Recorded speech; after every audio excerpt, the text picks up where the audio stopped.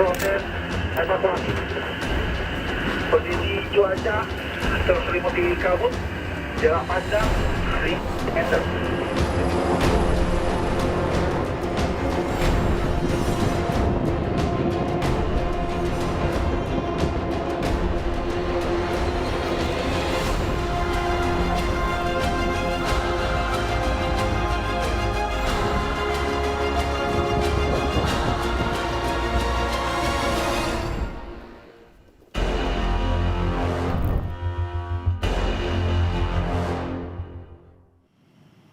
Saudara, keluarga korban jatuhnya pesawat ATR 42500 di Gunung Bulu Saraung, Kabupaten Maros tiba di Bidokes, Polda Sulawesi Selatan.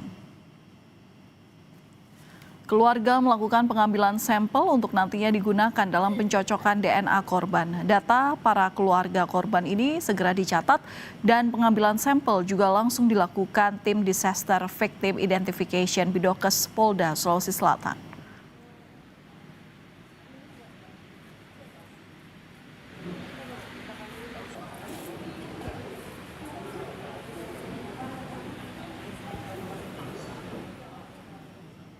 Tim SAR gabungan menemukan jenazah kedua korban pesawat ATR 42500 di lereng Gunung Bulu Saraung, Kabupaten Pangkep.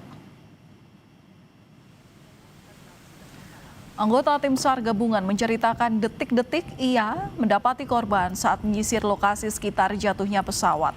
Jenazah belum dapat dievakuasi karena tim SAR masih menunggu kondisi cuaca membaik untuk melanjutkan proses. Kan sekitar jam 2 sebelum posisi titik kepala pesawat. Kira-kira sekitar 100 meter sebelum saya menyisir agak ke kanan, melebar ke kanan. Terus saya lihat ada bekas-bekas pohon, terus batu yang pecah. Saya identifikasi kemungkinan ada di sini. Saya agak nyisir ke lereng sebelah, ada di situ saya dapat sekitar jam 2 lewat.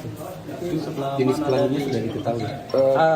Iya, identifikasi awal perempuan, cuma saya belum berani mendekat. Saya tunggu teman-teman dulu.